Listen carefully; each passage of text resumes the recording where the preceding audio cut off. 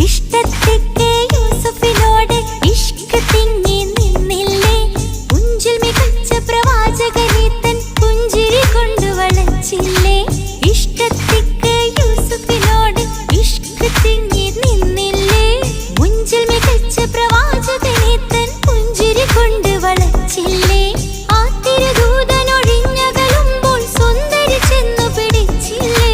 പ്രേമിക്കാതെ പോകല്ലേ ഈ പ്രേമം വിട്ടുകളയല്ലേ